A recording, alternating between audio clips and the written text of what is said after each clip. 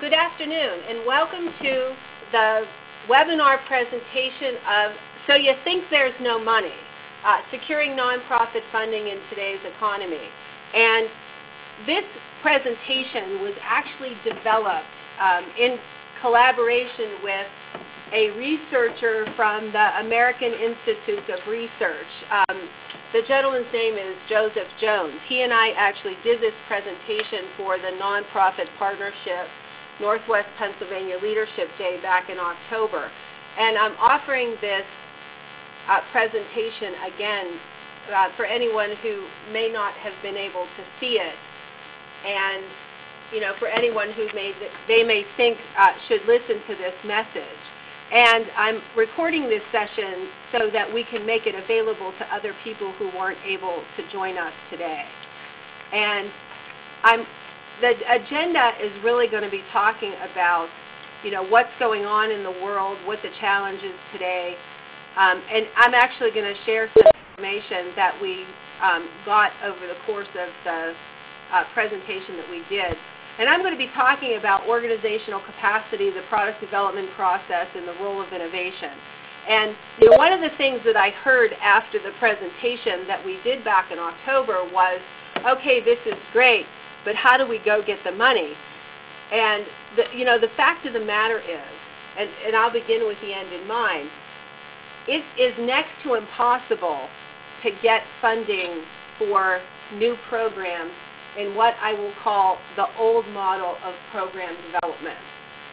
What if organizations are going to be sustainable today and they're going to look to get programs funded, they are going to be creating innovative programs that are way different than programs were in the past. They are going to have new components, and they are going to have robust research, measurement, evaluation, and not only outcomes measures, they're going to have impact measures over time. And that's going to be the price of doing business in the future. So if you want to figure out where to go to get money, you're going to figure out how to go get money from current funders by going back and making a case to those folks for doing something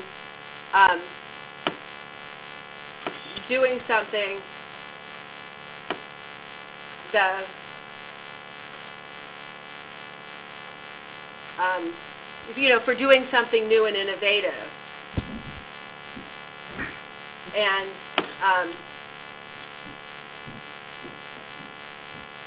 doing something innovative and getting their attention to say, yeah, we can do this as a demonstration project. So that is really the lesson here, because there's a lot of funders, a lot of our clients that are taking this innovative approach to program development are getting the attention of funders to invest in these new and innovative kinds of programs. And this is the way that folks need to be thinking about how to move forward in the future. If you look at, I have some information in this presentation about the American Institute of, because we at Strategy Solutions have developed a relationship with this organization to help our clients access some of the, what I'll call, more sophisticated research information and research support in their organizations, because we have had clients absolutely struggle with putting the right kind of research models together for their programs. And we actually have one client that spent a lot of money, hundreds of thousands of dollars over the course of a number of years on research that ended up being garbage. And it ultimately put the organization out of business, because they were no closer to having an evidence-based program 10 years after they started fooling around with it. And in this case, fooling around is a technical term. They were fooling around with it for years, but they didn't take the right approach. So we developed this relationship with AIR so that we actually had a team of folks who could give some good advice on analyzing longitudinal data, helping to put in assessment, and putting in the right kind of external evaluation so that the outcomes that these programs are demonstrating and focusing on can actually be published in peer-reviewed journals. So I'm going to talk about that a little bit more. So what is today about? Today is about thinking differently about program planning, outcomes measurement, and evaluation, because it's this level of sophistication in an organization that is going to help create a sustainable business, or help to ensure a sustainable business model, and to help our clients start to think about how your organization needs to rethink its program development process as you think about getting funding. Because for those of you who are who are listening that are fundraisers, fundraising in the future is going to be and even today in many cases is about making a case for support for investment in an outcome, and really showing the donor or the foundation that's investing in this, or the government entity that's investing in this program, that program is going to have a social return on investment. And you've got to articulate that as part of your price of doing business. And for those of you who are in healthcare, you've got to be able to demonstrate or how you're part of the continuum of healthcare, or part of the post-acute continuum of care. For those of you who may be in long-term care or behavioral health, your innovative programs are going to need to be thinking about how to transition from managed care to care management across the continuum of care, and partnering with different players or different organizations upstream or downstream to save the system money in a way that you've never done before. And it's that kind of approach that's going to give you a case for somebody investing dollars in your programs that maybe they haven't done before. And this is the challenge. Funding isn't going away, but there is less and less of it, and it's going to the organizations that can prove they can achieve the outcome. And most nonprofit organizations lack the sophistication to actually measure them. We had actually 59 people in the room when we presented this presentation the first time, and you can see here that most of the people in the room did not have an outcomes measurement process that was very sophisticated, and only the best organizations were moderately sophisticated in their outcomes measurement process. And I've been saying, that part of our vision at Strategy Solutions is to help to create health organizations, and help to create organizations that have a sustainable business model. And part of that, and the biggest price of sustainability, is generating enough cash to innovate at the rate of the change of the marketplace, or ahead of it. And many organizations that are either for-profit or non-profit have very little margin, and we have to be able to generate enough margin to help your organization continue to get to the next curve. And I show our clients this curve, which could be a product life cycle curve, it could be an industry life cycle curve, and it illustrates that we have to be keeping up with the pace of change, because over time, organizations can grow, or products can grow. Products can grow in their market, but they're going to get to a point where they hit a limit to their growth, and they're going to have to transform in order to get to the next level.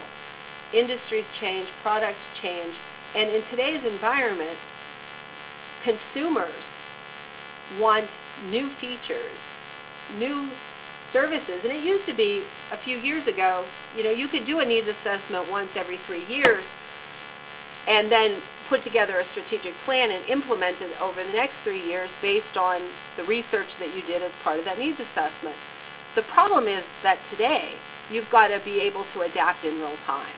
People want to have changes, and people want to to be able to adapt to those changes. And the example that I always use is iPhones. We've had 5 iPhones in the last 24 months, and we've got to be able to keep up with those life cycle curves. I show this slide because there is no equivalent of it in nonprofit social services. This comes from the American Hospital Association, and it talks about the sea change that's going on right now in the hospital industry, going from the volume-based first curve to the value-based second curve. And it's talking about how payments in healthcare will go from fee-for-service to a bundled payment for care for a population over time. So right now, a hospital gets paid if somebody goes to the hospital for an emergency department visit or for surgery or for some hospital stay. In the future, organizations that are called integrated financial delivery systems will be getting one payment to take care of a population over time, over all procedures and needs. So the incentives are going to change completely, because right now it's fee-for-service. I get as much volume as I can and I make more money.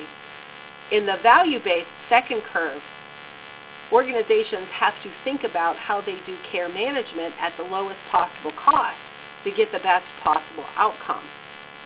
And that same philosophy is driving changes in the nonprofit sector and in the nonprofit social service sector in the exact same way, except there isn't anyone publishing any information or teaching about what that really means.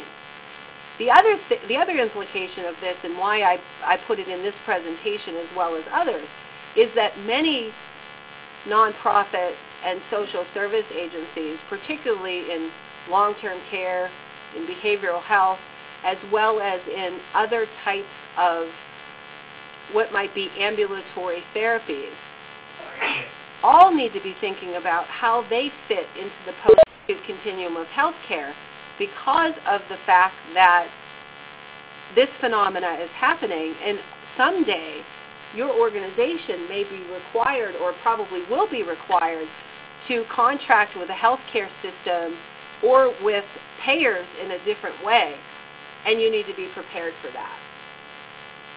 The other thing that I see happening, and this is a challenge for everyone, is that your organization, in order to be sustainable, has to get to the mature stage of the organizational life cycle.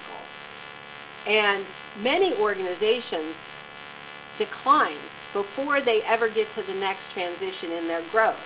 And I'll give you an example. I facilitated a retreat the other day with an organization that's been around for about, I guess about 8 years old, that they have never gotten out of the startup phase of the organization life cycle into adolescence.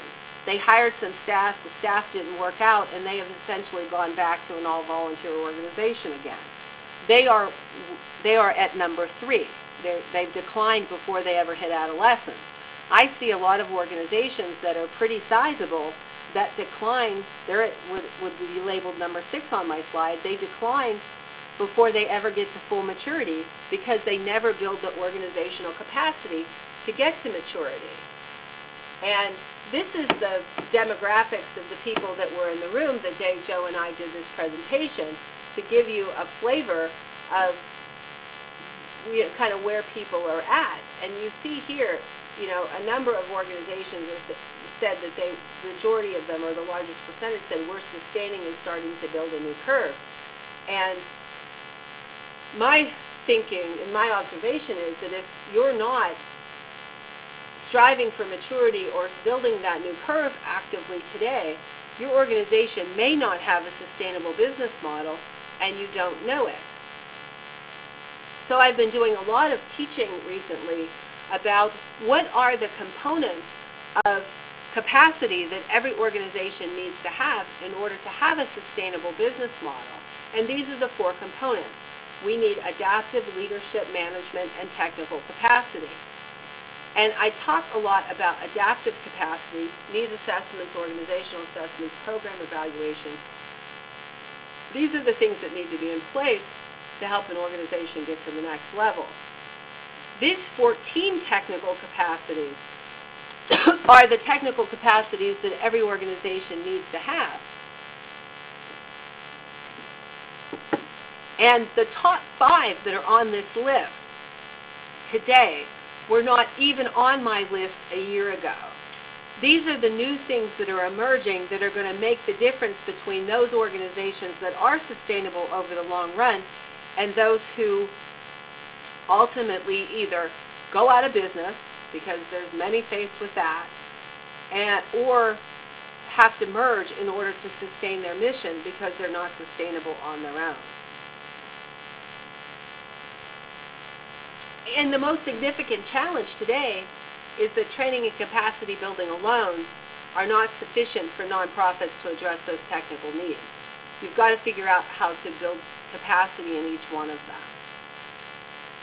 Now, I have been suggesting to all of our clients over the past few years that they should have a program committee of their board to help look at how do we assess trends, how do we develop programs, what are the outcomes measures of our programs, and what are the indicators that we track to show performance. And I asked the group that was with us, back in October, how strategic is our board program committee compared to that job description? And over half of the people in the room said, what board program committee? We don't have one. And a lot of the other folks said their committees were somewhat strategic, but they weren't necessarily hitting the mark of where they need to be. And my recommendation to folks is that you ought to be thinking about and putting some mechanisms into place in your organization so that you can have somebody designated on your staff as the program developers. Because in today's world, somebody has to pay attention to the program development and making sure that programs can get funded in a reasonable period of time.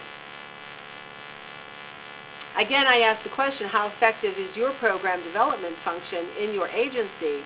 And most of the people that were in the room that day said that their program development processes were only somewhat effective.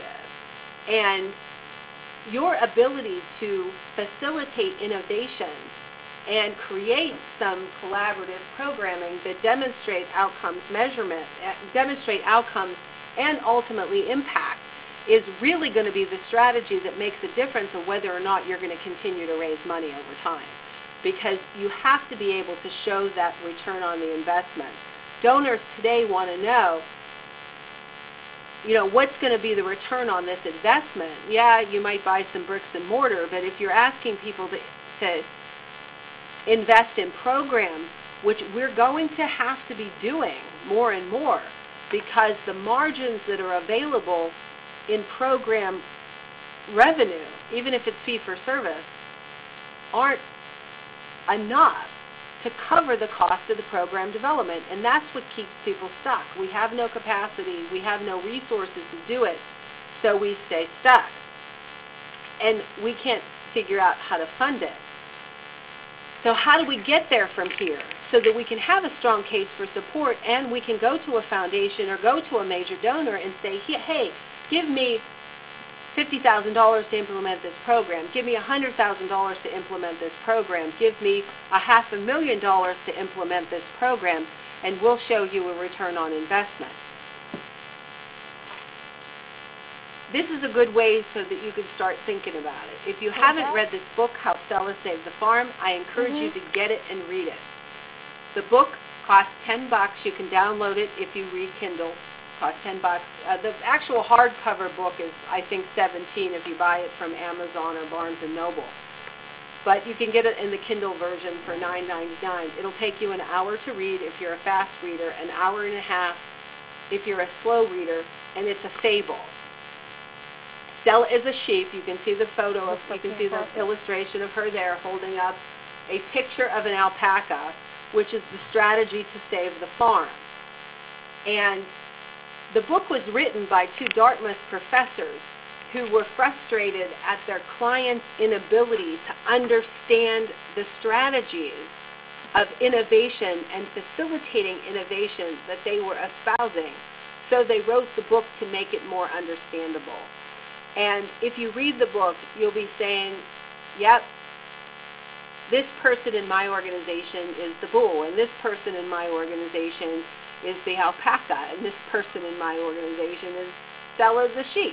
You'll be putting faces on the characters, names and faces on the characters, and learn a very powerful lesson in how our organizations are structured to do the business that we do today. Our organizations are not structured to create the environment of the future, and that's why our program development processes are pretty much only somewhat effective, because they're not designed to produce innovation. And in fact, the production system in our organization is actually designed to thwart innovation. And we think about program, we might have some ongoing operations, we have some strategy, we have some ongoing planning and execution, all designed around the products and services that we provide today. We have difficulty doing new and different, and this is the reason. You can't ask the group that's in charge of today to also be in charge of tomorrow, because the urgent always squeezes out the important. And for those of you who are wearing 2 and 3 hats in your organization, it makes innovation almost impossible. So it doesn't happen. Innovation is relegated to the important, not urgent, and we hard to see if it's getting done. And it's making it very difficult. It's making it very difficult for organizations to be able to do that, because they don't have the staff capacity. They can multitask at that level. And because we're also lean and mean, I've said many times, 20 years ago, I used to work for a healthcare system. Probably 50% of my job was doing projects in the community on behalf of the CEO, and we had the capacity to do it. Nobody has the capacity today to do extra stuff. Now, how do you organize an innovation initiative? What you do is you look at creating a partnership between a dedicated team on an innovation initiative, even if it's one person, and then designating the shared staff from your performance engine in order to help create the new innovation. And the authors of this book actually recommend that somewhere in each team, that the team has somebody from outside of the organization as part of the team, because it's difficult to get support from the shared staff in order to move an innovation initiative forward. And I'll give you some examples.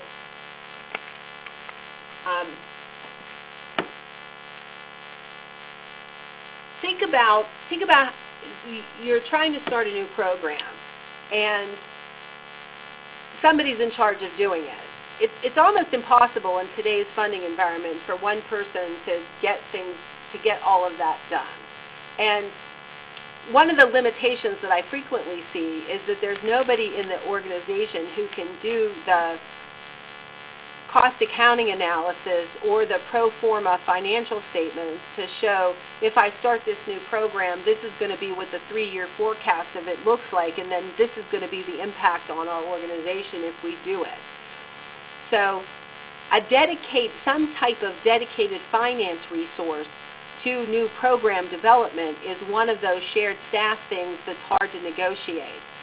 And the authors of the book talk about the fact that, if you have, you may have some finance staff that's supposed to help this department. That finance staff is usually doing only the financials associated with that department. They don't think about their job as doing new supportive financial analysis for this new initiative. And oh, by the way, they have a different boss, so they have divided loyalties, and they don't always, you don't have the blessing of the director of finance for the staff accountant to help this new innovation initiative. And many organizations don't even have the personnel to do that anyway. So it makes it very difficult to get that job done. So again, many program development efforts stay in the bucket of important, not urgent, and everybody in the organization is doing their day job. The other thing that happens is that most organizations don't have a fast-tracking process, nor what I have listed here as a stage gate process of doing product development, so that you actually evaluate over the course of some time frame whether or not ideas are actually worth doing. And many years ago, I used to teach a program development course at Gannon University, where I actually taught my students how to go through this stage gate model of product development, where you actually look at ideas, you look at and investigate those ideas. If it looks like they're going to be feasible, then we go to an operations analysis, and then if that looks to be feasible, then we'll go to actually look at writing a business plan and figure out how to launch it. Many of our organizations over the years have done this organically because we had the capacity to do new stuff under our infrastructure. Well, we can't do that anymore. And we have to be able to say to a funder, this new program, if we're going to do it, is going to cost X amount of dollars, because you can't hire the staff before you get the funding for it. But this stage gate model allows you to set up a process where you can take a number of ideas from idea to full operations launch, but you need to do it in a systematic way. Now, there are a couple of different kinds of funding, a couple of different kinds of programs. You have programming that's based in tradition, convention, personal beliefs, or anecdotal information. Those kinds of programs are getting harder to fund. Funders want at least promising practices, in many cases best practices, and most funders now want programs that are evidence-based. And we ask people, how would you rate your programs today? Of the 56 people who answered this question, in their agency, more than half of them said that some of the programs are best practices or evidence-based, but virtually no one said all of their programs are best practices or evidence-based. So we have a ways to go. We also have to be thinking about, if we want our organizations to be sustainable, we have to be thinking about how to evaluate our program. And in many cases, nonprofit organizations should be hiring external evaluators of their programs. And what I found is most people don't even know what that means. So I put the next few slides in here to start your thinking about and to stimulate your thinking about what programs of yours might need some type of external evaluation process. And program evaluation is a systematic method for using information to improve effectiveness and efficiency. And most of you are doing internal, informal program evaluation by saying, hey, this is working, this isn't working, we're going to fix this or tweak it. But you're not doing it formally to say, yeah, I made this tweak. Did that result in a better program or better outcome?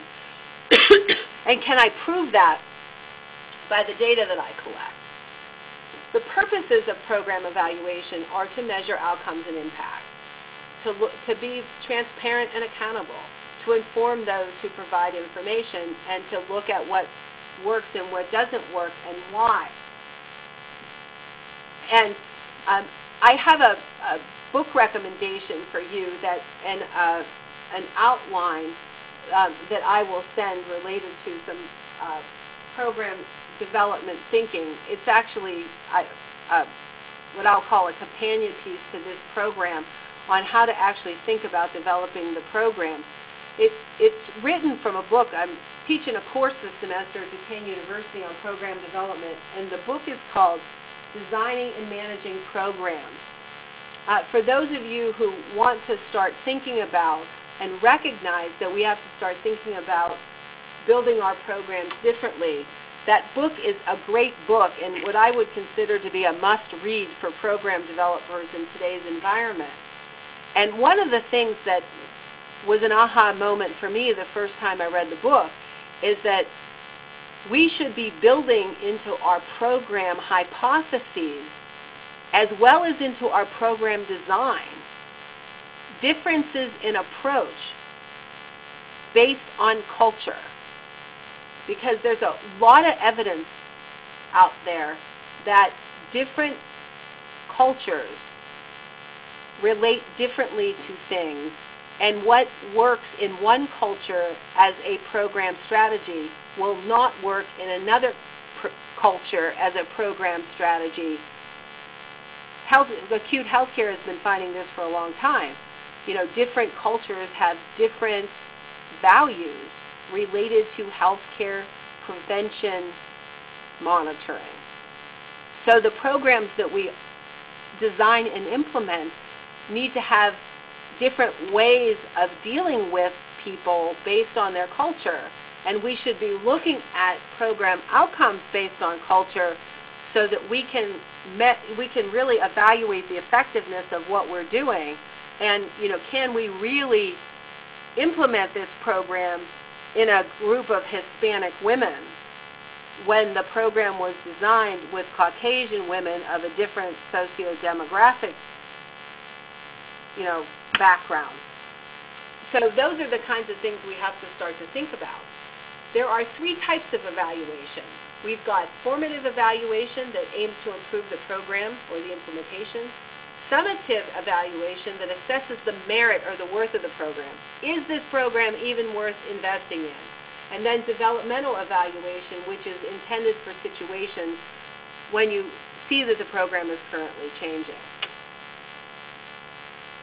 The approach that we take to program evaluation is a balanced approach. We balance practical, need-to-know, applied science with proper methods, data collection, and analysis. I know some people who are purists in research and evaluation, and they make me want to tear my hair out sometimes because they're all about the research methods, and sometimes we just have to be practical in how we approach things. But from a practical perspective, in order to get funding, in order to make a case for support that this is worth investing in, we have to look at process or output measures. Are we reaching who we should reach? How many people? Are they satisfied with the program? Those are output measures.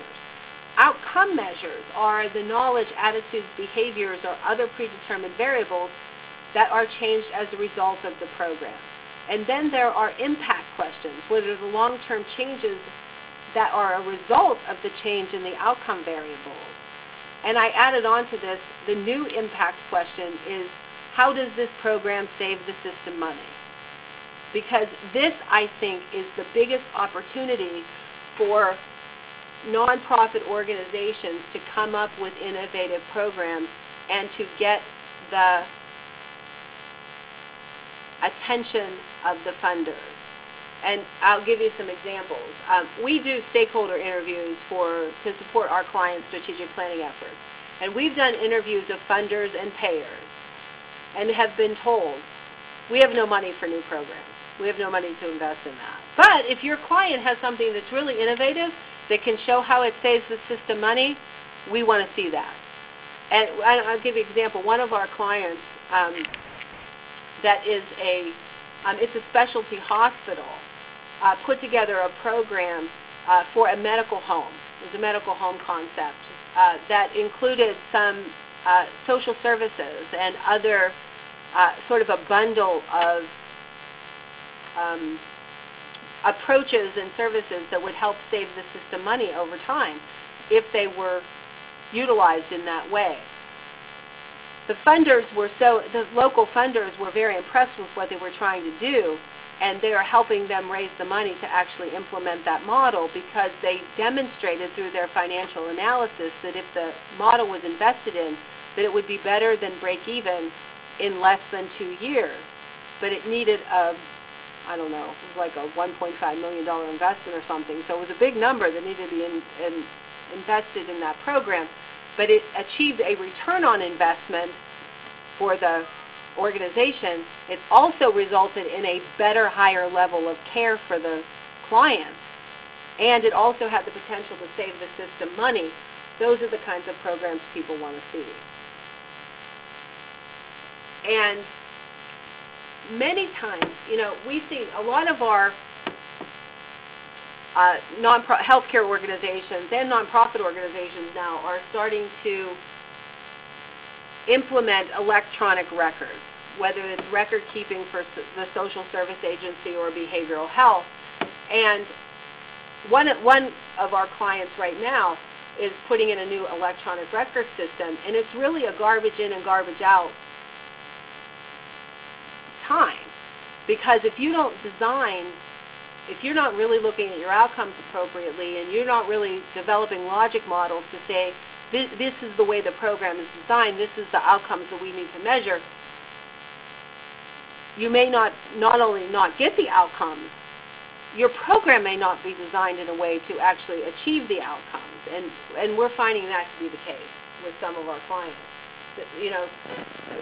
They created programs where they didn't do logic models in the beginning, and they're finding that the program, it achieves some outcomes, but it's not nearly doing what they want it to do. So what is a logic model? It's a graphic representation of if-then statements that shows the program roadmap. It's a helpful tool to identify outcomes measures. At the October program, we said, what percentage of your current programs have logic models? And more than half the people in the room said less than half of their programs had them, which suggests to me that there may be something missing from their programs or from their outcomes, which worries me a little bit, okay? Again, we ask people, does any of your programs have any type of external evaluation of the outcomes? And most people aren't doing any type of external evaluation. And in some cases, we have some clients who have some really unique and really innovative programs that do important things, even though they don't have even though the outcomes aren't where they need to be. But they're not getting investment in those programs either. And in order to be able to demonstrate that those programs do what they need to do, they probably should have an external evaluation on them. I wouldn't have an external evaluator for every single one of their agency's programs, but there's a couple that they think are breakthrough programs in their industry that should have an external evaluator, and that investment should be in their budget. So for those of you who have never done a logic model for your programs and don't even know what a logic model is, I offer the next few slides because they give you a simple description of what a logic model is and how to do it. And part of the packet of information that Kathy will send out after today, I'll send you a copy of this presentation. I have a great kind of primer on how to develop a logic model that is it's a great how-to guide. I give it to my students in my classes so that they can learn how to do it. Logic models are pretty simple: inputs, outputs, and outcomes. Inputs are the resources that go in, outputs are the activities, outcomes are the changes or benefits that result in the service. Here's another way of looking at it. Inputs are what we invest. Outputs are what we do and who we reach. Outcomes are short-term, medium, and long-term. And the difficulty that most people have, even if they could develop a logic model like this, is that they cannot take these outcomes and actually figure out how to actually create a tool or a technique to measure them. And that's something that we can be very helpful with in helping to set that up, helping to think through your programs and how to actually set up some of those outcomes measurement systems. Here's just a little bit more detail of how to think about process and outcome and impact that you could use as an example for your program. Now I'm going to switch gears a little bit and talk about what is evidence-based, because this is another concept that a lot of people are confused by. And a lot of people use it as a buzzword, but they don't know what it means, and they don't use it appropriately. So what is evidence-based? Research shows that the program produces expected positive results. Great.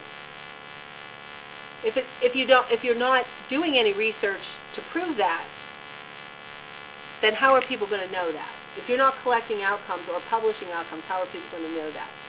The results can be attributed to the program itself rather than other extraneous factors or events.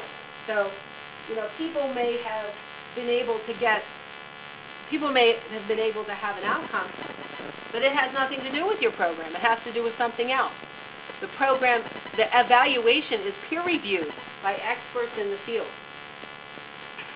The program is endorsed by a federal agency or research organization, and the program approach is documented so that it can be implemented in a way that's aligned with the program design.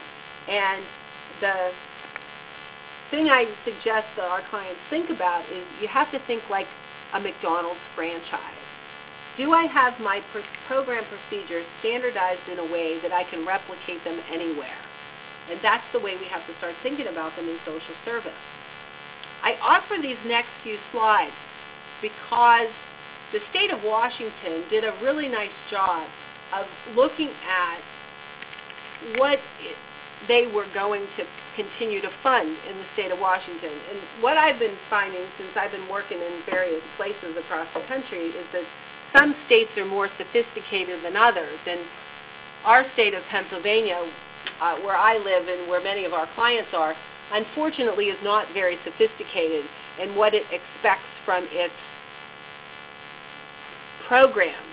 But I can tell you that over time, what they're doing in Washington, what they're doing in Maryland, what they're doing in New York, there's a number of states around us, both in social service and in healthcare and public health, where the state is requiring a level of robustness in outcomes measurement and reporting that is foreign to us in Pennsylvania, but it's coming.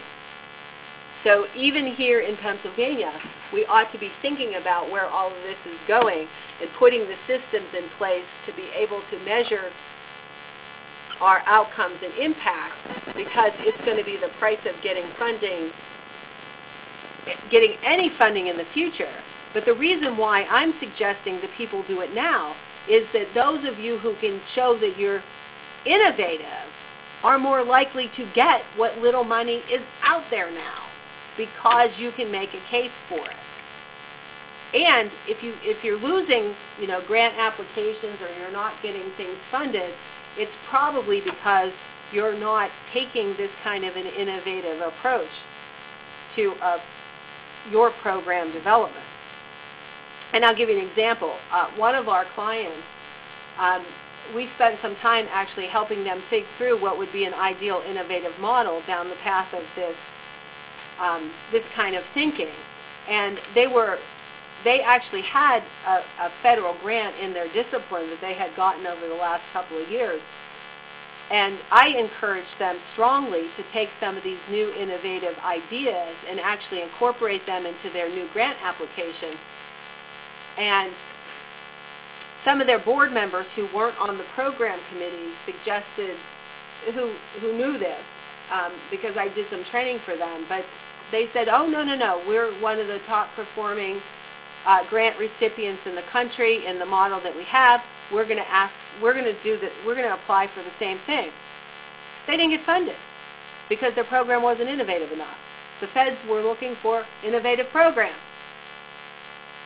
I mean, it was sad. It was sad. And I hate being a prophet when these kind of things come up, but you've got to, I mean, everybody has to rethink what they're doing because, you know, there's no consolation whatsoever in the fact that, you know, here I am, you know, months later saying, oh, God, I told you to make sure it was innovative. You got it. But you can't do anything about that after the fact. So what is Washington saying? Okay? When they look at things that are evidence-based, they're gathering studies that have already been conducted on program effectiveness. One of our limitations in nonprofits is, you know, do you have somebody on your staff who is actually looking at the literature, looking at what is being published already, into what evidence out there is there about the kinds of programs that are really effective? And you have to look at those, and the state of Washington will actually conduct statistical analyses of all of the different programs. Washington State is looking for evaluations that have control or comparison groups.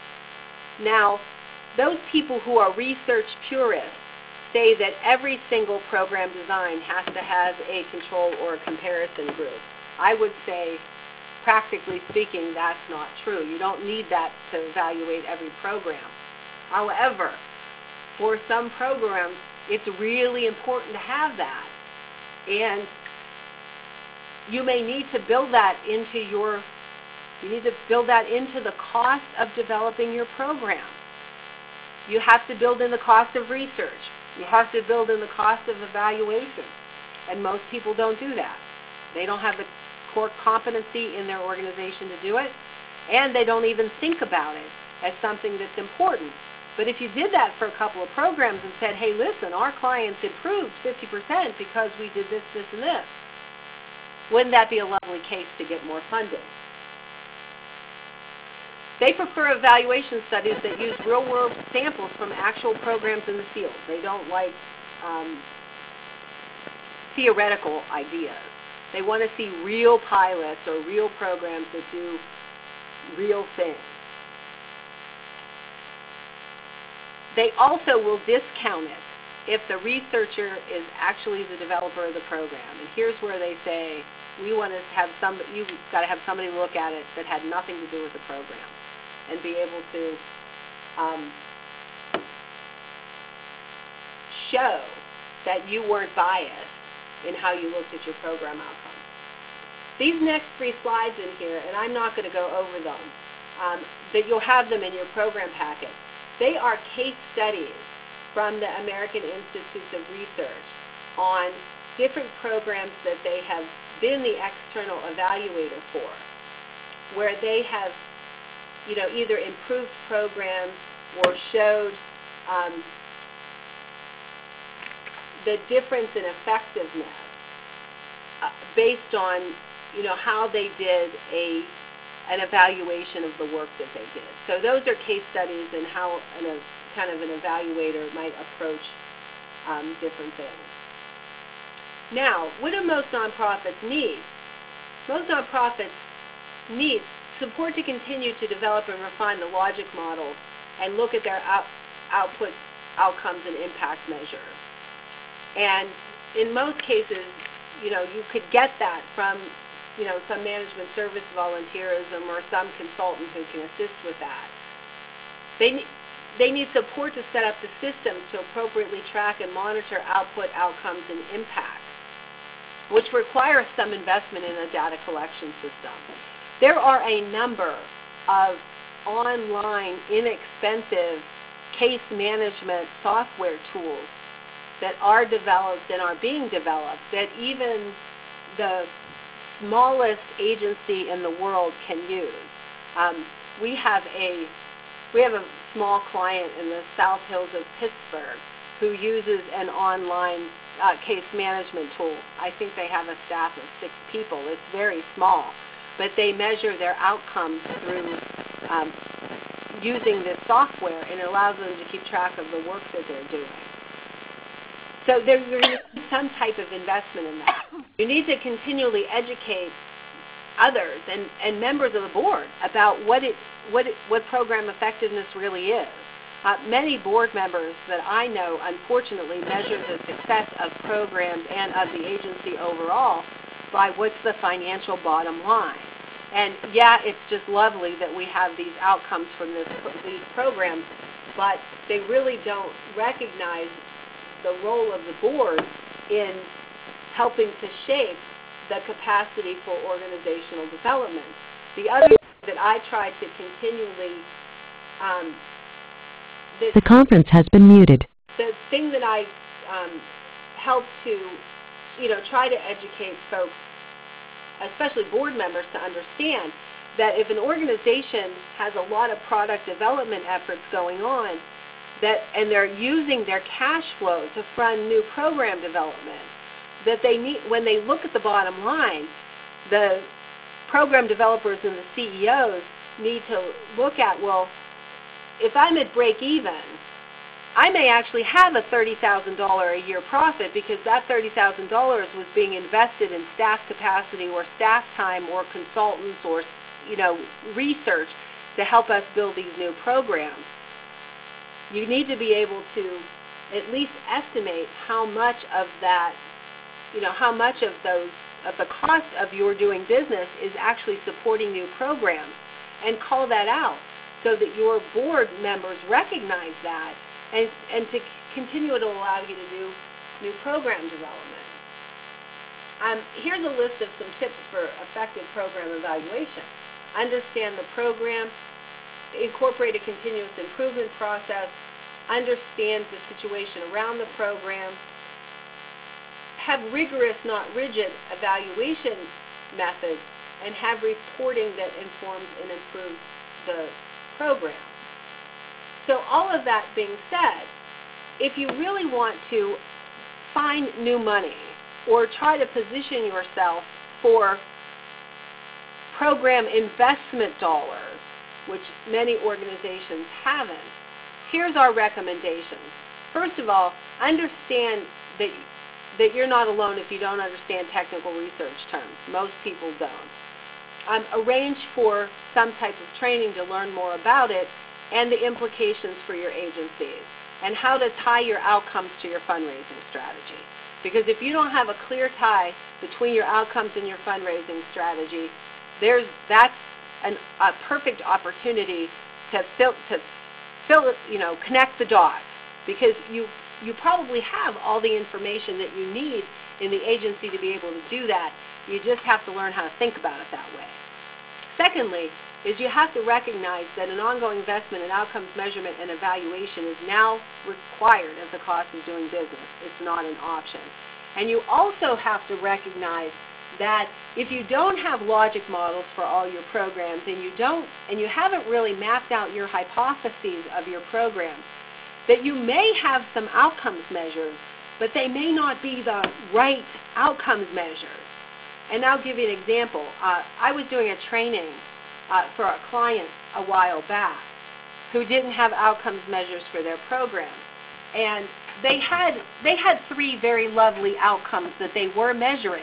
But what I found out when I really sat down and talked to the program staff about what was the ultimate goal of the program and what they were expecting to accomplish, what we discovered was that, first of all, they weren't measuring the ultimate outcome of the program, nor were they actually doing activities in the course of the program that would achieve the outcome that they intended. No wonder they weren't actually achieving the outcome. Okay? And that logic model tool allows you to be able to, look at, do my program activities lead me to accomplish the outcomes I want? And am I actually measuring them in a way where I can actually show I've delivered a return on investment? That's very important. We also recommend that you identify the evidence-based programs and approaches that already exist in your industry or discipline related to your client needs and existing programs. There's literature out there on virtually everything. And even if your program is really unique, there may be component parts of what you're doing that are evidence-based, that you want to build on. And again, we have a client who is basically has reviewed the literature, is very well aware on everything that's out there, and basically saying our ideal model of a new program would blow this stuff out of the water. We hypothesize that we are going to get twice the, we're going to double the outcomes of what we're going to get in terms of, effective, not only effectiveness of the program, but competency of the clients that go through the program. That if they actually redesigned it in a way that added in a few new parts, they're hypothesizing that if the funders would pay for these few new parts, that more than double the clients would have effective outcomes. And what's interesting about that is that their program has the potential to save the system that these kids are, and it's a children's program that these kids are in. They have a potential to impact millions and millions of dollars over the life cycle of over this kid's life. Those are the kinds of things that we have to really start to measure. So you want to develop those logic models that outline short-term, medium, and long-term outcomes, as well as the cost-benefit impact of your program, even if the impact is in some other funding stream. Like, for example, we have a client that it's actually a jail ministry. It's a faith-based program that does pre-release training and support for persons in jail, and then it does an aftercare program. Now, every person that doesn't go back to jail saves the system money. So those recidivism rates, looking at recidivism rates, you can do the math on that and look at the impact of a program in terms of real dollars. So there's a huge incentive to keep people out of jail in a variety of different ways. Unfortunately, the same kind of thinking has not been put on prevention programs that way, but some organizations are in fact starting to do that. But that logic model gets you down that path. Then you want to identify the indicators that should be measured and develop an outcomes and impact measurement process. And we would suggest use an appropriate research design and get technical assistance from a qualified researcher who can actually set that up. Because not a lot of people know how to, I can have those outcomes listed in my logic model, but not a lot of people know how to break that down into variables that can actually be measured, whether they're measured through a survey or measured through some other type of data element. There's not a lot of people that know how to do that. And you want to make sure that if you're doing that, you get somebody who actually has expertise in your discipline, who knows how to do it. Because again, I've seen organizations say, oh, just because this person has a PhD, they can set up a research model. I found that that's actually not true. You got to be able to develop your hypotheses and then get some feedback on it to see if it's set up right. And then we would suggest to you figure out which of your programs would benefit from an external evaluation and learn how to select an external evaluator. Because we've seen organizations pick the wrong evaluator that isn't experienced in their discipline or their industry, and that doesn't really help them a whole lot on the back end. And, we believe that if you follow our recommendations and you really start to think in terms of innovative programs, innovative approaches, and how you package them in a way to look at the cost benefit, you can take your ideas for better programs or even your existing programs and say to funders and donors, if you invest X in this program, we're going to give you Y as an outcome and an impact. And it's your ability to say those things related to your programs that are going to make a difference in your major donor cultivation and your ability to make a case for support in a grant. And with that, I'm going to unmute the line. The conference has been unmuted. and ask if there's any questions related to the content of this program.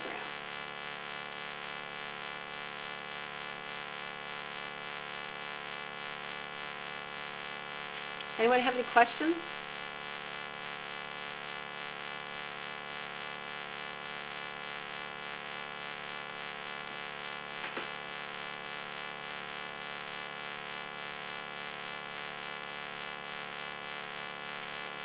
I see somebody has a hand raised. Go ahead and ask the question.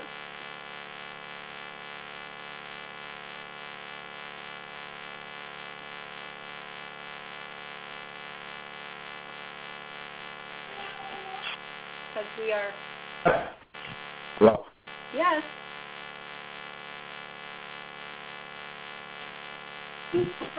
Tecumseh, where I'm at, my reception is pretty bad. You mentioned before about basically other boards kind of stuck in their old ways and the suggestion of the book. Is there anything else on a smaller version that these people can look at or be able to review without having to even read an entire book?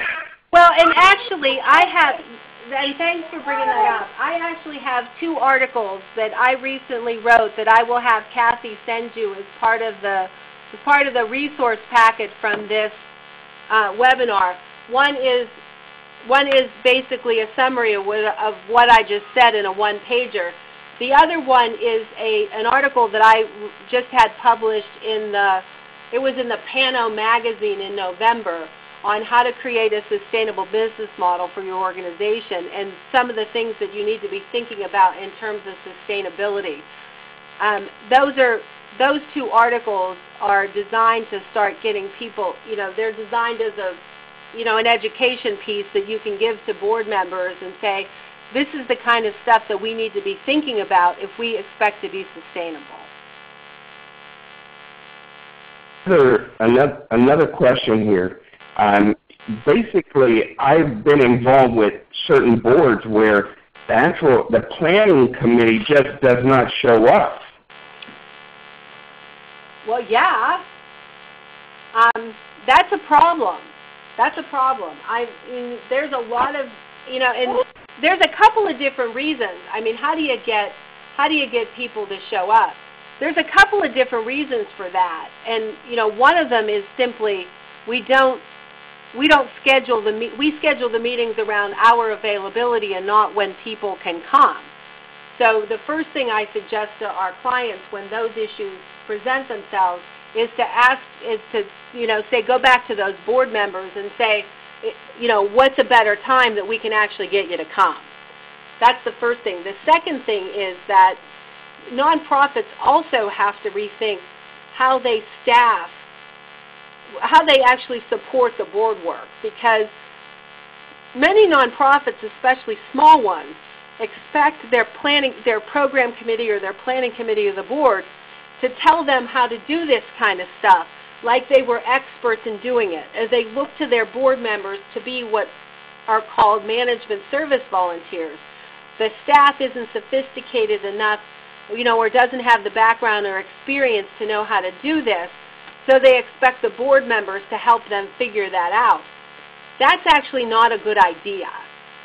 The organization is better off actually finding an expert to help, hire I hate to say this, but hire a consultant, find somebody that knows how to do this, and get a capacity building grant to learn how to do it. Or in some cases, I've been encouraging some of our clients to actually join together. I'm actually working on an effort where 4 different organizations are looking at how they can jointly fund a program development and evaluation department, essentially, that would serve all 4 of them. There's some models in Pittsburgh where they have a shared finance staff across 4 agencies. This is the same kind of thing. One agency, it's going to be hard to, it's hard for small agencies to figure out how to do this on their own. You're going to have to be creative and look at how to either share resources or look at,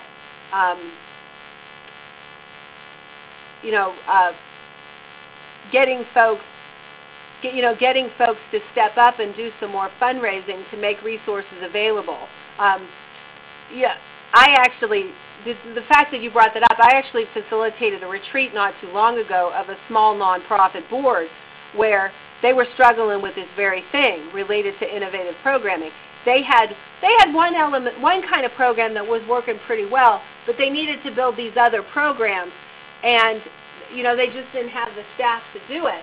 And what I said to them was, and like 20% of the board members had made a financial contribution to the agency.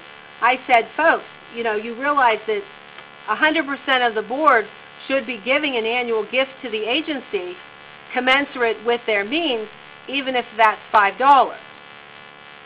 And so, the board members need to get involved in fundraising as well, But again, I hear the pain of that. But what I'm also saying to our clients is that if you don't have the wherewithal to do these things, and you're looking for your board members to provide that expertise and they can't, you probably ought to be having a different conversation about how you can either partner or collaborate or merge with a bigger agency that has some staff capacity so that you can continue your mission. Even though, 10 years ago I would have said that's heresy, how can people say that? But in the reality of today's funding environment, we have to figure out how to lower our fixed costs so that we can put more money in programming. And that's just an imperative that everybody has to do. And that's going to mean, more collaborations, potentially more mergers down the road, and more what I'll call virtual collaborations in order to make that happen, which is, what I'll call can we figure out how to work together and create a model where we're experiencing Pepsi and Pizza Hut and Taco Bell and Kentucky Fried Chicken. Nobody thinks about the fact that all of those different restaurants are all part of the same corporation because we experience them as separate brands. I think we have to start thinking about doing that same thing in the nonprofit world to make some resources available to many organizations, because you may not get it from your board members. You're probably not going to get it from your board members, at least at this level of sophistication. I know that was a long answer to your question, but I hope it was helpful. Yeah, it's helpful. Thanks.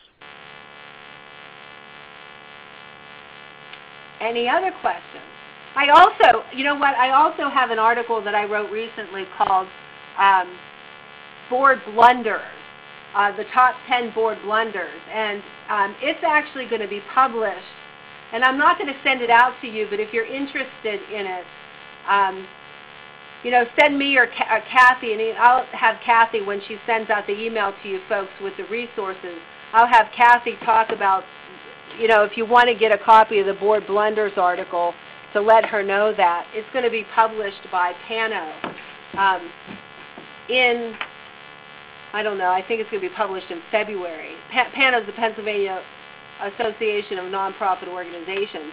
But, there's a lot. One of the board blunders is, I give my time, I don't have to give my money. And those words came out of one of the board members at the training that I was doing on board governance. And I'm like, oh, drives me crazy. People have to give. But I'll make sure that you get that as well if you're interested. Other questions? I see. Okay, wait a second. I see another question, I think. The Alliance. We did Alliance. Oh, yeah. One of the participants, said that actually belongs to an alliance. There is actually a couple of alliances of long-term care facilities that the 8 organizations created a separate nonprofit so that they could share training resources and share capacity building resources and share some social enterprise development resources. And that is absolutely a strategy to be able to do that. And I think that what's going to happen moving forward is that nonprofits are going to have to create a virtual alliance model like that has management support organizations' functions, even if they don't make it a separate 501c3. And what we're recommending to some of our clients is that large organizations that have capacity help. And like, for example, I have one client that's I think they're about a $15 million agency. They're actually in southwest Pennsylvania. They're not in Allegheny County, but they're in one of the surrounding counties. They are actually working on a strategy to provide back office operations support to smaller nonprofit agencies that have somewhat of a mission match with them. And that's another way of doing that. The small nonprofit agency is going to keep its brand. Nobody is going to know that this agency provides support for them. But that's a way of helping to, again, have more dollars available for programming. And we at Strategy Solutions have even done a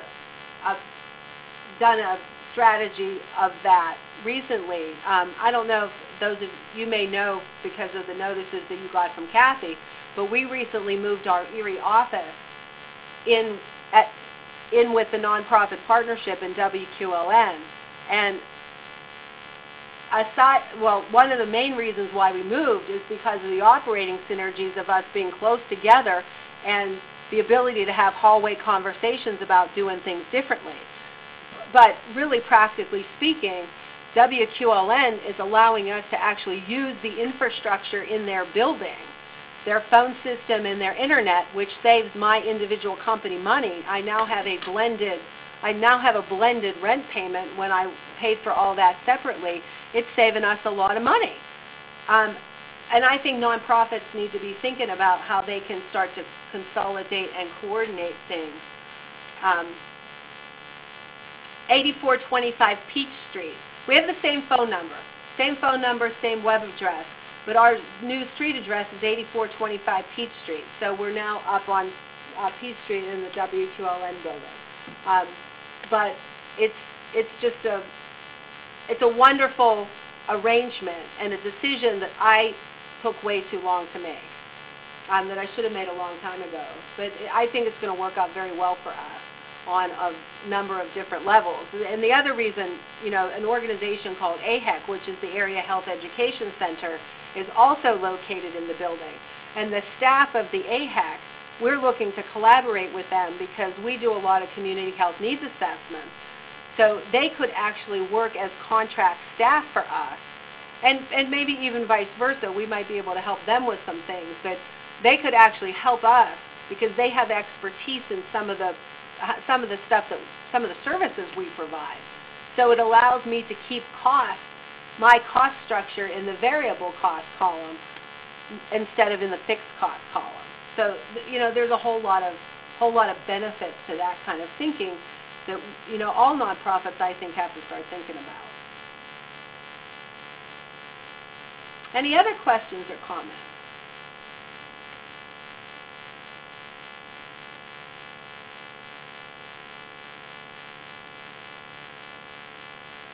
So, hearing none, I'm going to stop the recording for those who are listening. Thank you. Please stand by.